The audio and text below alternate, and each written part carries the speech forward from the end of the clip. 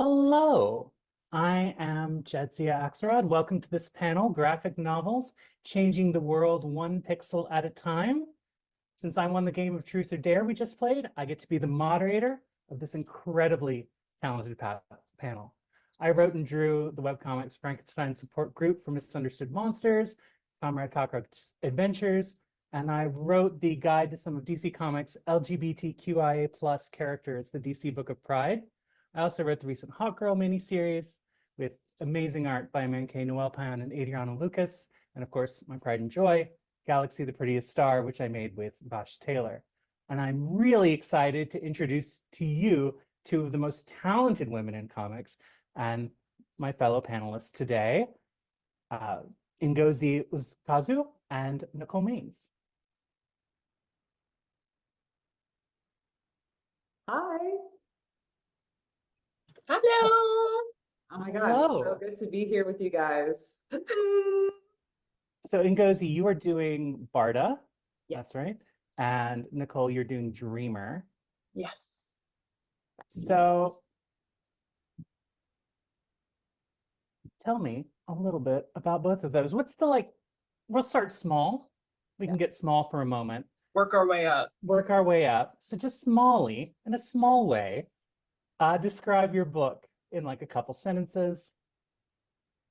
Do you want to go first? Oh my God. Oh, I was like, we should go in alphabetical order of our books, but then you would go first, Nicole, because Bad Dream is like just a few letters before. Yeah, I can. If you want me to go first. Yeah. Bad Dream, I think, in just a couple words, I think it is doing that sort of classic YA graphic novel thing of, we are showing this transition into becoming who you are meant to be.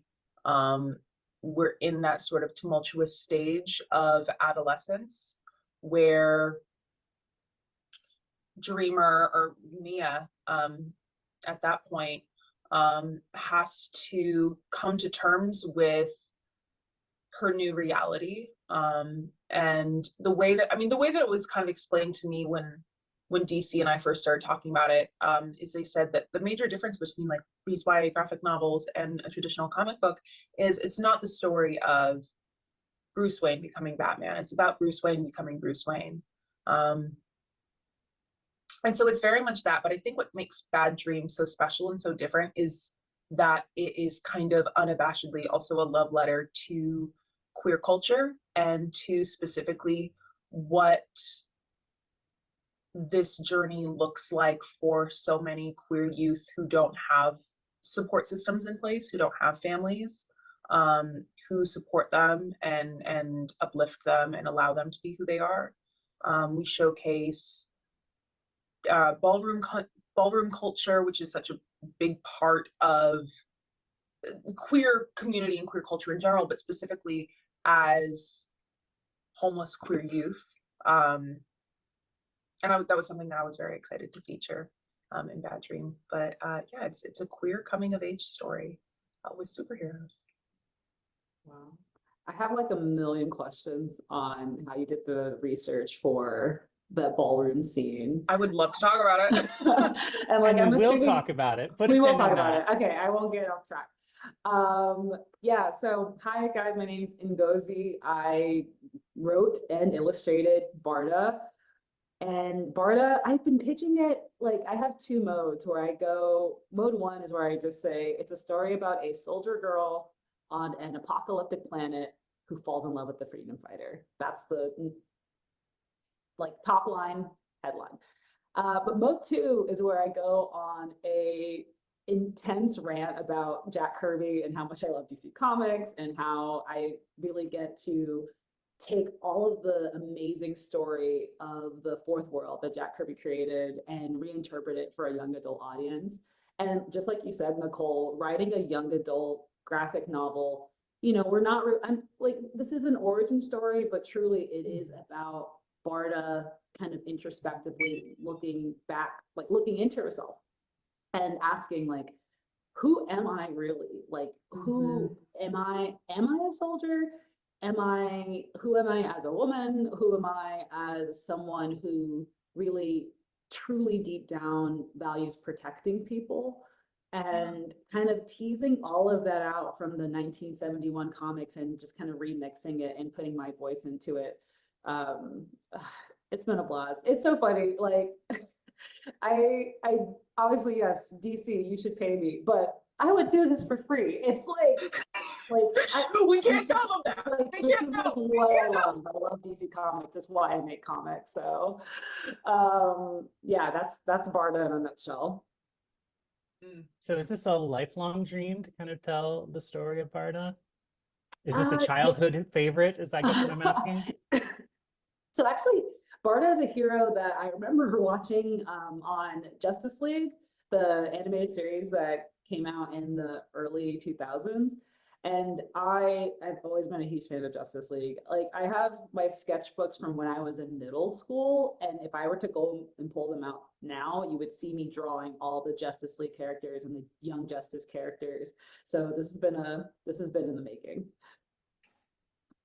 It's really interesting because like when I wrote Galaxy the Prettiest Star, like I was making up Galaxy from scratch. And Nicole, you have a completely different take on this because you have played Dreamer for years and worked with screenwriters and directors and developed this character. So why keep going? I guess is a weird way to ask that. But it is a question. Like clearly there's something about Nia that it really resonates with you deeply, that you keep coming back to her. And I'm really curious what that is. I mean, I think the obvious like headline answer is, she's a trans superhero. We don't have that many. And I think she's cool. I think she's powerful. I think over the course of the show, I think we kind of unintentionally, inadvertently made one of the most powerful characters in DC Comics who has the potential to be so influential and such a major player, I think, in these big comic book events. And I think that's just cool. I think she's just a cool character. I think that her power set is cool. The dreams are cool.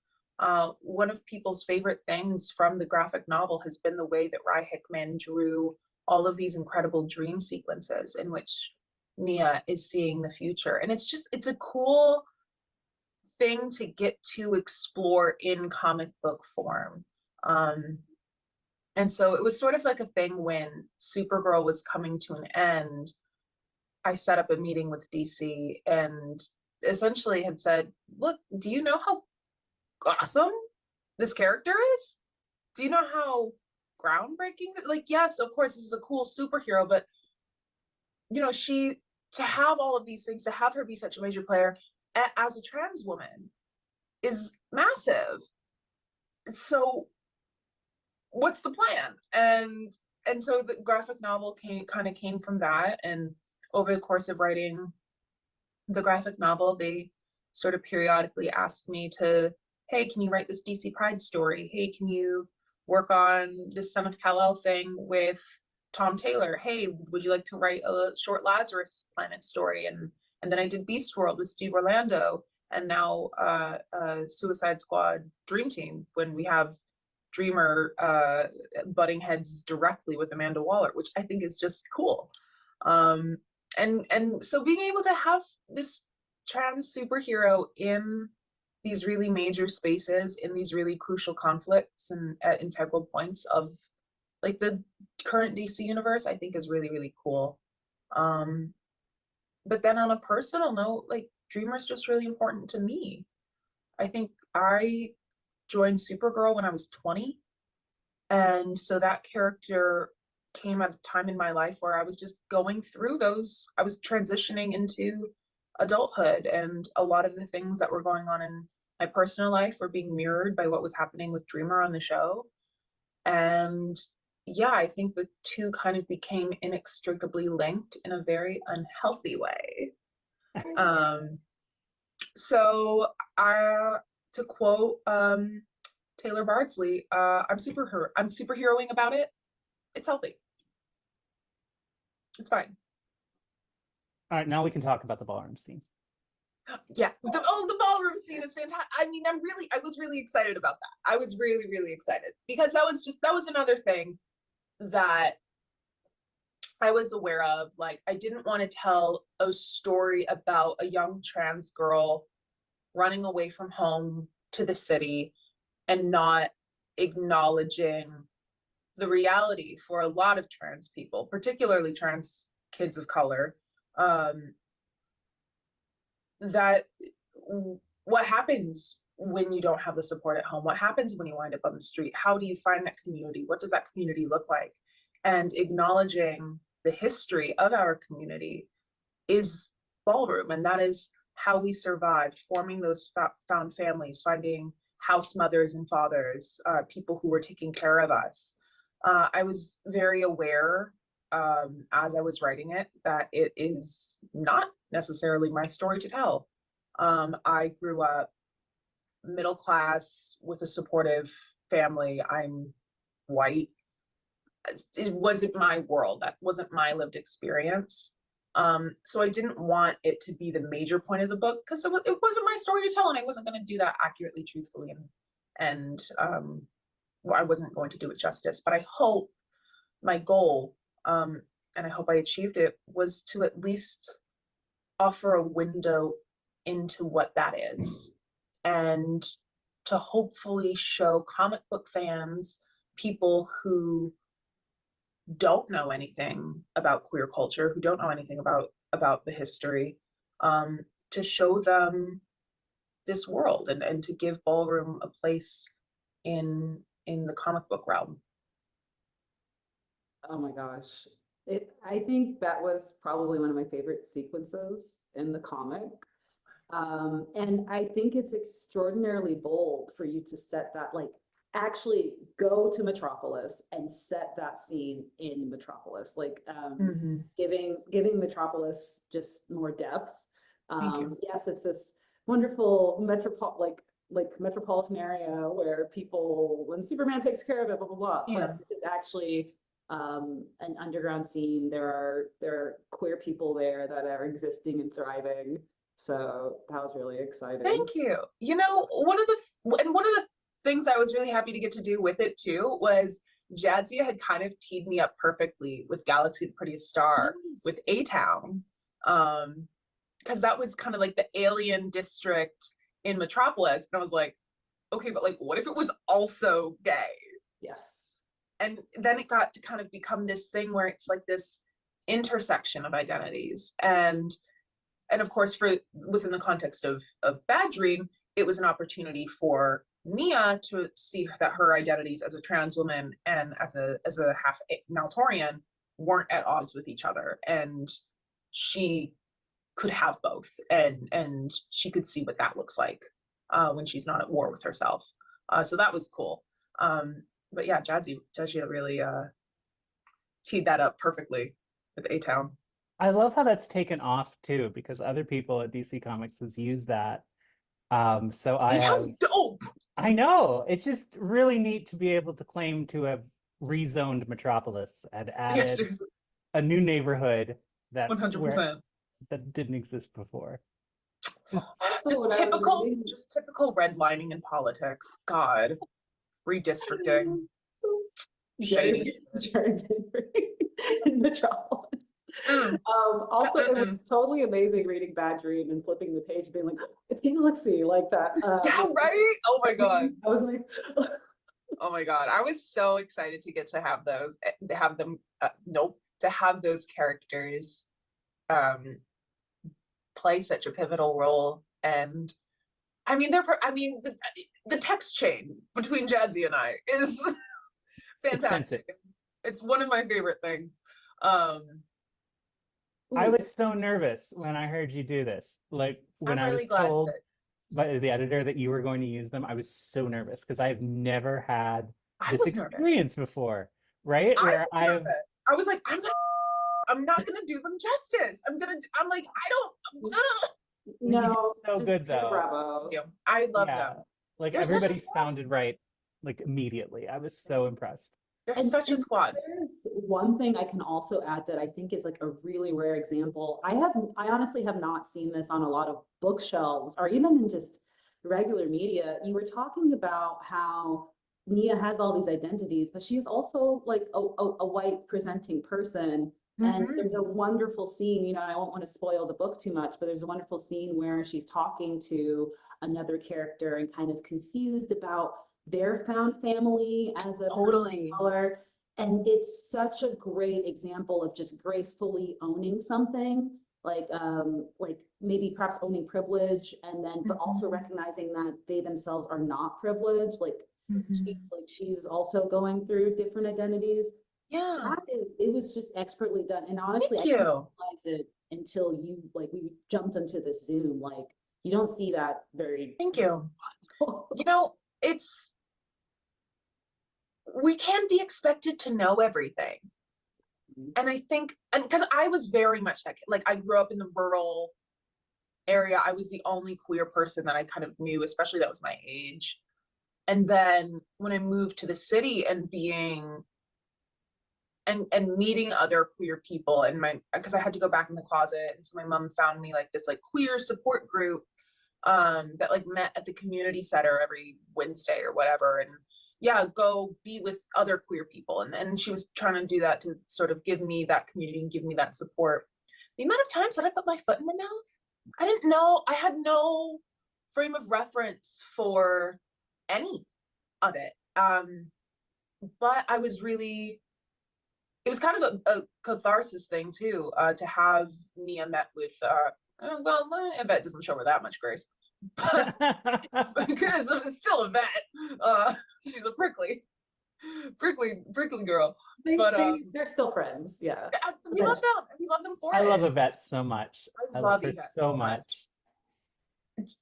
Including her was something that I was very proud of, that we got to kind of flesh that character out and kind of build her into this character kind of beyond the sassy gay black roommate, you know what I mean? And kind of like, okay, but like why? But what's her deal? And we see she'd been through conversion therapy, she didn't have a supportive family, she was homeless, she did the shelter thing, she looked around, and then she found this haven. um but um but yeah, it's just the whole thing is something I was really excited to get to share.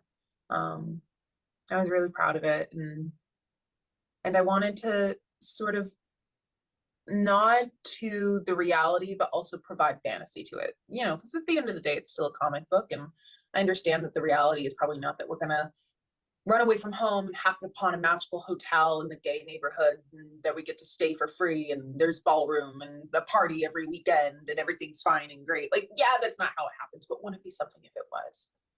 And in that same vein, it was kind of to give Nia a space where she was able to come, be accepted, kind of no questions asked. Was kind of the antithesis to, like, I don't know what your experience is with this, but like I know for me growing up and going to that like community center, all the kids were older than me. I didn't know what everything was. And it like turned into this thing where we're like, oh yeah, we're making fun of like the new kid who doesn't know what like getting laid is. Like, oh, the new kid doesn't smoke cigarettes, doesn't know what sex is, blah, blah, blah, blah, blah. And it was just like mean, kind of. And I was like, this is what I have to look forward to in a community. What the um and so part of it was wanting to sort of do justice to that, and also add some fantasy in there, and kind of like, wouldn't it be nice? Wouldn't it be nice if everyone wasn't a sometimes? So to move from those supportive found families to a toxic found family, Woo! let's talk about Barda and Mad Harriet and Granny Goodness and all those horrible people that she lives with. Oh my God, that was like the best segue. Thank you. I'm a professional. You're a professional. Oh my gosh, there's so much to say about Barda. And I think one of the hardest things to write about Barda is, I guess I am pretty used. So the book that I'm probably most well known for is Check Please. I have that here. Sorry, DC. I guess I just advertised my other books on this Zoom I think you panel. can advertise your other books. But that is what I'm known for, and it's a happy queer love story about a gay kid from the South who finds a college hockey team and thrives there. Writing Barda was the first time where I was like, oh, I have to write active antagonists. There are scenes where people are getting tortured. Spoilers, people die because of Love evil reasons. You know, superhero stuff. Yeah. Love it. Yeah, it honestly was a little bit freeing because I was like, ooh, I get to be bad. And It's fun to write villains. it's so Are we fun. allowed? It's fun to write villains, and specifically Jack Kirby created this incredible world where hopefully, fingers crossed, I'll get to explore New Genesis. Hopefully, will there be a Oh my sequel? gosh. Who knows? Oh my gosh. I have no idea if there will be a sequel, but currently I was first writing about Apocalypse, is exploring just the darkness of that world. Jack Kirby was a World War II veteran, like saw really horrific things. If you ever read stuff, interviews with him or his biographies, and he had such a hate of evil. It's kind of really cool how much he despised just tyranny and fascism. And when I was really designing Apocalypse and specifically designing Grain and Goodness, I wanted to write a character who, it's really fun when people make villains who have like tragic backstories and you're like, oh, this is why they're evil. But it's also probably more fun to write a character who just loves cruelty for the sake of cruelty. Speak on it. Yes. Exactly. That's and what I'm talking about. We had Barda, who thought she was tough. She's this protagonist. She's like, yeah, I'm a tough girl. I'm a big girl, whatever. And, I'm mean. But then when she really, every time she's in a scene with Grain and Goodness, you realize like, oh, like, yeah, you're actually not that evil. You have no idea what true like sadism is or sadism is. And I don't know, I just wanted to really make this environment as, I guess, as toxic and dark as possible to show that Barda is someone who really is like, I have to get away from this. Like everything in my heart, I don't believe I'll ever get away from this, but I want to. And of course, then she meets a boy who looks like, just clocks her immediately like, oh girl, you're not evil. Are you serious? She's like, no, I'm the worst. I'm awful. Shut up. I'm like, she tries and she really fails, but luckily for us, her failure turns her into a hero. So that's Barda. It's so good. It's so good. I love it so much. I love the opening bit where she's fighting Orion, and one, you've given Orion a cool leather jacket, which I always appreciate. And two, like she's fighting him and it's like, this is what love is, right? Fighting somebody, just like having somebody you can just pummel. That's love. It must be. Exactly. What else could there be? I will say though, I did just romance, like I got to the next step in my romance with Lae'zel in Baldur's Gate 3 last night, where she was like, I love you, fight me, give me bruises. And I was like, you're like, yeah. That's the blueprint, right? And this is where we detour to talk about Baldur's Gate 3. I'm just saying. That'll have to be We're between two you mean two. I space haven't played it. lesbians. It's great. Another scene I really loved in Barda was when Barda just breaks down in Scott's cell because there's nowhere else she can do that where won't be seen. Yeah. And like that, the moment of vulnerability there was so powerful. Thanks. It's really fun writing a character who has a really hard outer shell and just who is a tough girl. Because that was really a scene where she experiences one of the most traumatic things in her life, watching one of her best friends get tortured. And she has nowhere to go on this hell planet. Like the way that Jack Kirby will just, again, guy who literally fought in World War II, he'll just be like, yes, Apocalypse, it's a land of Holocaust. It's a land of great evil and genocide. And she has literally nowhere to turn just to cry, because if she cries in the barracks, her fellow soldiers will berate her if Granny sees her cry. Oh yeah, she's gonna get tortured. So she goes to the only place she knows, which is this boy who is like, I guess 2 feet shorter than her. Height difference. It's cute. Love a and short she's like, king. she's just like, I'm gonna It's cry T for T here. realness, honestly, and I'm here for it. Exactly. I'm waiting for people just to anyway. I'm waiting for people to realize like that's kind of the shit. But yeah, Scott just like lets her cry, and Barda starts to feel safe around him. I love it. It is T for T realness. Like, let's just be real. I love your romances with these tiny boys. You keep coming back to it, and it's adorable. Gotta make them the smaller they get. Doing the good work.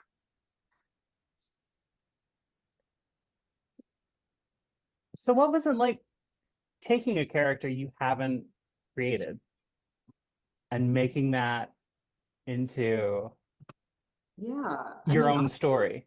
We can do a little like AP English compare and contrast here, because I'm taking a character that I didn't create, that was created by a white Jewish man in the 70s, and I'm like a Black woman, and how am I interpreting his vision? And then we also have Nicole, who is originating a character and writing that character. I don't know, I feel like we're coming from very different angles, but we're each maybe putting as much as we can into these characters. I don't know how it was for you. Yeah, I mean, for me, I think the difficulty lies in wanting to do justice to a version of the character that everyone is already very, very familiar with, but also recognizing that they are two completely different universes. Yeah. And that is a struggle. Because the origin stories are kind of different right from the gate. On Supergirl, she sort of develops these powers, and the stuff with her mom and her sister happens while she has the support of the people around her. She has met Supergirl, and that can be her mentor, and that can be her sister and her best friend. She already has Brainiac, and she's able to sort of explore the sort of romantic side of things and have that kind of support as well. And in the comics, Dreamer is fucked.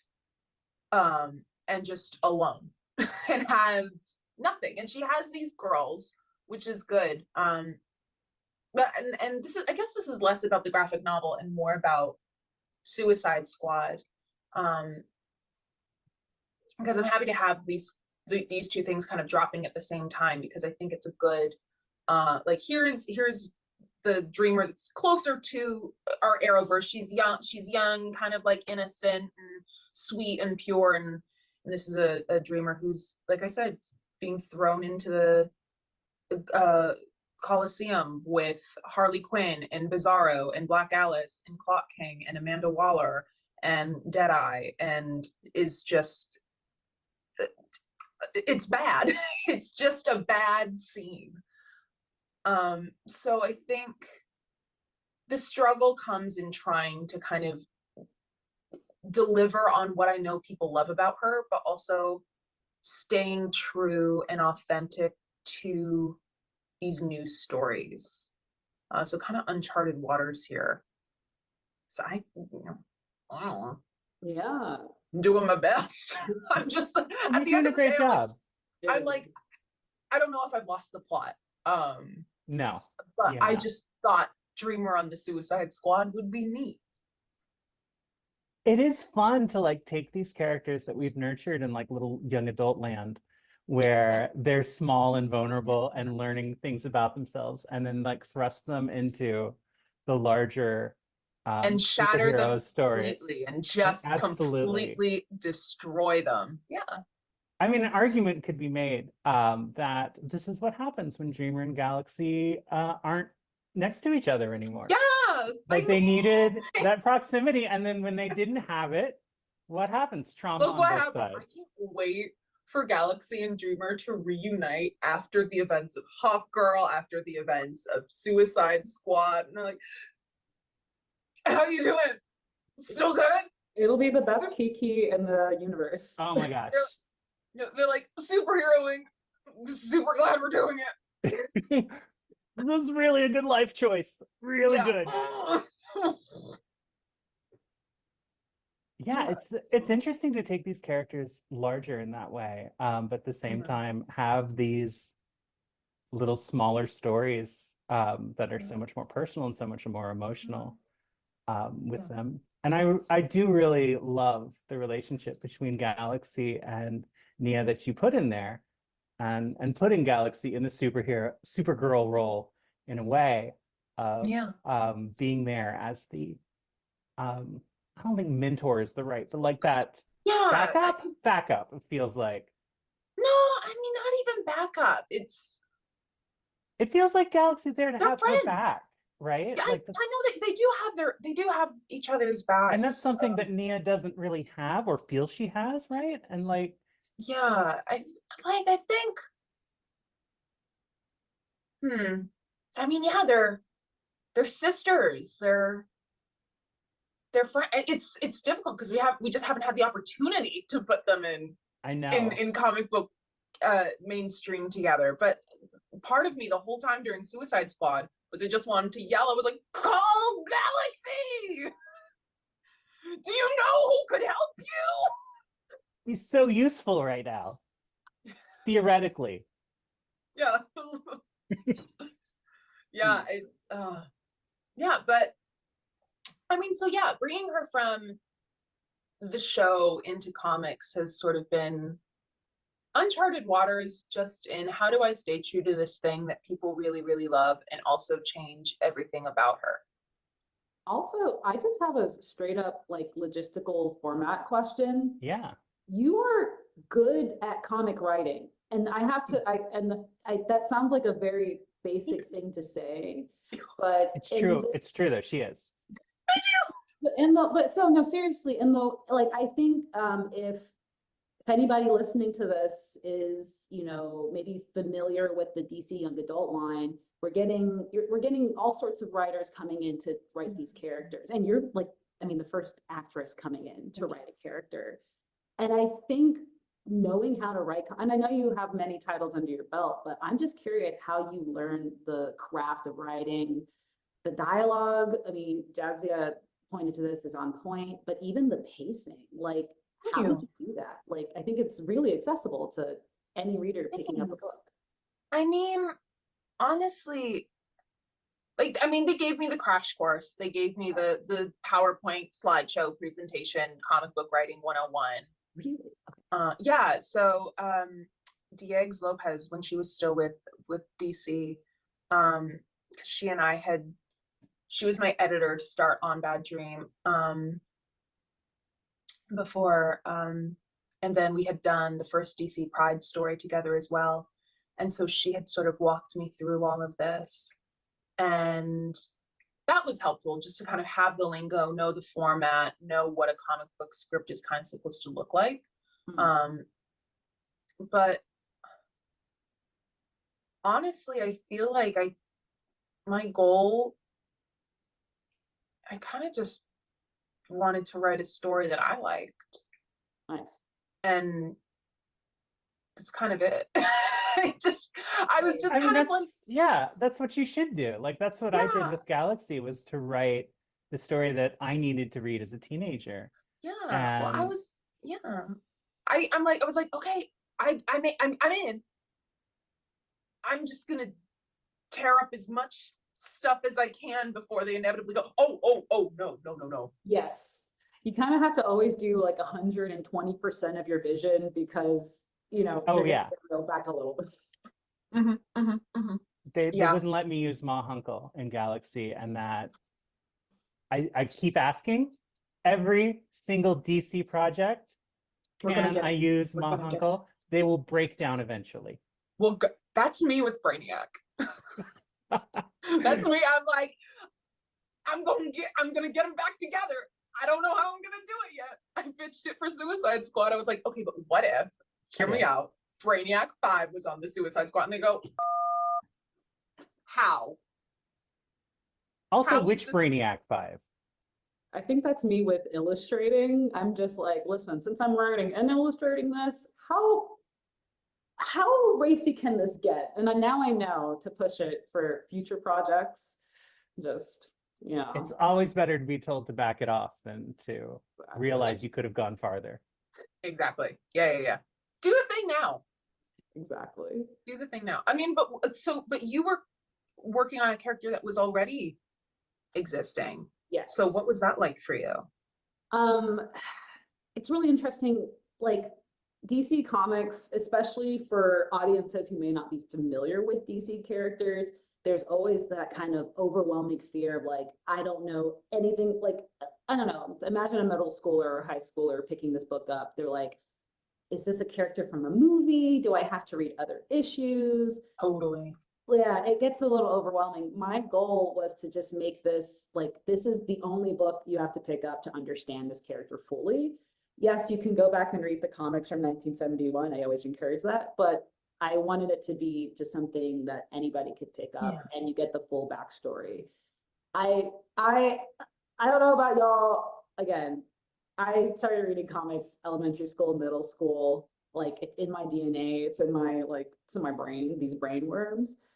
So I really wanted to be faithful to the original Jack Kirby vision, Jack Kirby story. Like you don't want to see my like omnibus of New Gods. It looks like a physics textbook, the way I'm like underlining things. I think you have sorely mistaken what this panel is looking for. Yeah. We absolutely Actually, want to see so that. I'll go grab my omnibus. Yeah. I'm a big nerd. I wanted to literally lift dialogue from the original comics and drop it into this book so that it still has that voice, it still has that bombastic Kirby voice.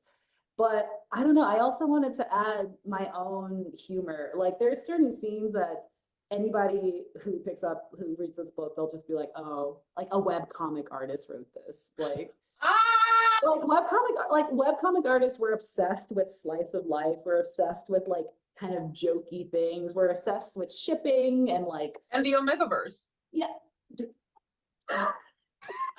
You got me. I was like, oh no, she's not going to trip me up, but you got me with the Omegaverse. Yeah, spoilers. It's all A/B/O. Hey man. Hey. This is the future liberals want. That's well, it's really cool to read it as a fan of those fourth world books and to see that you clearly are also a fan and to have this stuff. And it's not like sometimes you see tribute books, especially to Kirby, when people take his characters and it's like, okay, but I've read the Kirby stuff. I don't need this, right? You're not adding anything. And to read your book, which does add so much while still being in the vein of what Kirby was trying to do, is really great. Yeah, and I'm someone who writes fan fiction. I've written fan fiction for these characters. And in this way, I think that like Barda is a tribute. I think on the gradient from like crazy fan fiction to like one-for-one redrawn, it's probably closer to here, but you could still feel that funness, that the passages and the pages that might show up in someone's fan fiction. Like there's a scene where I think one of my favorite scenes is where Barda, she's really feeling some conflict because she's been torturing Scott and she's like, oh my God, I have no idea how I feel about this boy. And all the female Furies are like, oh, you're torturing a boy? And it just becomes a sleepover vibe. They're like, oh my God, if I were torturing a boy, this is what I would do. And I love Jack that Kirby scene could so never much. write that because he's not. He was never. He wouldn't. But that is the joy of having people come in and take over and being able and having new voices is we're able to breathe this kind of second wind into some of these characters and to tell these new stories that people haven't seen before. Exactly. So also, can we get into it? Like let's just clear the air. At this point, all comic books are fan fiction. They are. There's no, because we grew up loving these characters and now being afforded the opportunity to write them. What do you call that? I am a fan who is writing fiction. This is my fan fiction. We really want to be real. all literature. All is literature. fiction. It's You not wanna fan talk about fiction. Dante's Inferno, that's Bible fan fiction. Yeah. It's folk literature, all right? It's like folk music. No one gets mad Mhm. at folk music. You're playing old songs, you're making them your own. Everyone loves that. It's folk literature. 100%. And we're Yeah. making folk comics.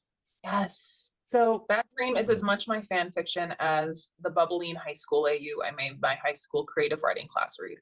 oh my gosh. Is that lore that is that anywhere on the internet that you've said I've that you've made definitely mentioned it at least once before. this? Okay, I am both incredibly ashamed and incredibly proud of it. that is a huge lore drop, everybody. Amazing. I was on the if you want to talk about shipping, I was boots on the ground. I was the vanguard. I was there in the bubbling fandom from the beginning. That's amazing. From Just Your I Problem. love that about I you. was there. I remember. Don't cite the deep magic to me, witch. I was there when it was written. And yeah, no one Google my New Gods fan art / fan fiction. It's out. It's like you can find it. Just you can find it. It's there. There's so much fan fiction. Oh, I'm sure. We can't even talk about it. I was at a book festival and two of the booksellers, they were talking to each other and they were like apologizing to me, but thanking me because they were talking about different Check Please fan fiction that they'd read. And I was just like, yes, that is. So I think our goal, guys, is that we want these books to be in libraries so that students can write fan fiction about them. Creative So writing. we can keep reading the fan fiction on AO3. Exactly. It is the marginalized creator to comic book to fanfic pipeline. It's a full circle. You start with the fanfic, you become a full creator, and then someone else does fanfic. It's the circle of life. Exactly. You can't escape it. You can't get away from the fanfic. We're just part of it. It's in us. It's in our core. We're the grass that the gazelle eats. Mm. And I think that's beautiful. It is good. Wow. But thank you for bringing up libraries because that is why we're here. To not talk about AO3? It's not to talk about AO3. My mistake. Though that would have been great to just have a whole hour-long conversation about AO3. I guess we do have some questions that we can ask each other. Yeah. Yes. Perhaps what are the inspirations for our books? I mean, I didn't see the story being told. That was the main inspiration. That's always my feeling about it. Like, this was not a story that I saw told, and I needed to tell it. And like Galaxy's coming of age and her journey, which is very much a trans journey, and very much a queer journey, and like all of that is not something that I had seen. And I know that there are stories similar, but it was never quite right. And so like this was the one for me where I was like, I want it to be right, and I want it to be right for me. And there's like little ways in that, and like so many trans stories have the character being like a failure as the gender they were assigned. And I was like, I didn't want that. I wanted Galaxy to be very good at being a boy, and it's torture. Yeah, and basketball. I was not a basketball star. I played because I'm tall, but I was not a star. Galaxy is better at basketball than I ever was. And that's where the star comes in Prettiest Star. It's about basketball player. Galaxy the Prettiest Star is about basketball the same way High School Musical is about basketball. Accurate, I guess. I haven't seen High School Musical, so I don't know. So we'll it's talk about basically an ESPN 30 for 30 documentary. Okay, my inspiration for Barda. It's kind of silly. I feel like I am just a total corporate like company girl. Because is DC the inspiration for my DC comic? It might be. I would say that, you know, as someone who, you know, I guess I got my name in comics by making BL Boys Love Comics. I really wanted to tell a romance story about just one that could keep me entertained. I love male female romances, obviously, but I wanted the girl to be strong, and I wanted the guy to be the one who like forces her to be vulnerable and to address her feelings. And I don't really see that a lot, so I don't know. That's what I wanted to see. Yeah, I mean, I think that there's value in, I mean, and this is where I get up on the soapbox and I talk about why representation matters and why it's important to have people of different identities writing these stories, being behind cameras, being behind, you know, the typewriter. I think, I mean, again, to harp on the duality of Galaxy and Dreamer, like having two trans alien superheroes in mainstream comics right now, like we've never been afforded the luxury of choice. We've never had a surplus. I mean, two is a surplus. But But that that's is the real something fun. that's, yeah, would it's be always surplus. irritated me is when you have these queer characters and you have these trans characters and they never meet and they never interact and they're Because it's always so surrounded. unrealistic to have multiple queer people in a room. And I'm like, in college, all my roommates were queer. We'd have a long weekend. I wouldn't see a straight person for days. And then I'd go to the dining hall and I'd be like, oh. And we find each other. That's the other thing. Yeah. Like it's so to have these two characters have found each other and been Yeah. friends and so tight from the beginning, just from jump, is just so wonderful. Yeah, well, and hopefully through those stories and through Barda and everything, people will be able to go to the library and pick up stories that they see themselves in, and hopefully find community through people who enjoy those stories as well. And then they get to talk about it and they get to be fans of it, and then they write the fan fiction, and then it just becomes this whole thing of love is love is love is love is getting to enjoy this thing. And I mean, for me, the biggest inspiration has to come from like it, you know what I think the feeling of writing comics is it feels like being in the playroom with my like twin brother again, with the action figures and coming up with these crazy stories. You know, what if Dreamer was on the Suicide Squad and then Amanda's here and she's doing this and she's doing this and then they're fighting, and like that's what comic books feel like to me. And I think that's why it's so much fun and why they're such a great vehicle to talk about things that matter, because we're able to do all of these important things and share these important stories and hopefully, yes, uplift people, but also have good superhero crime fighty fun. Ngozi, you want to add to that as we wrap up? I also believe in coming together to have superhero crime fighting fun. Good, clean superhero crime fighting fun. Yes, good, clean fun, and we have advocated for nothing else throughout the duration of this panel. No. Absolutely not. Well, that is a great note to end the panel on. Thank you, Nicole and Ngozi, for joining, and thank you to the audience for participating. Be sure to visit the DC booth during the PRH Book and Author Festival to chat with DC staff for more information on Barda and Bad Dream and Galaxy and a whole bunch of other books that DC puts out. It's not just us three. There's so many. I couldn't tell you what they are, but you'll find out for yourself. It's a Nubia journey that you have to do. sorry, say that again, Ngozi. Oh, Nubia. That's a Nubia's great. Nubia's great. We love Steph. Nubia's great. Thank you so much, Jadzia. Yeah, seriously. Oh, literally my pleasure. You two are so talented. I love you both so much. And your work, it's so great.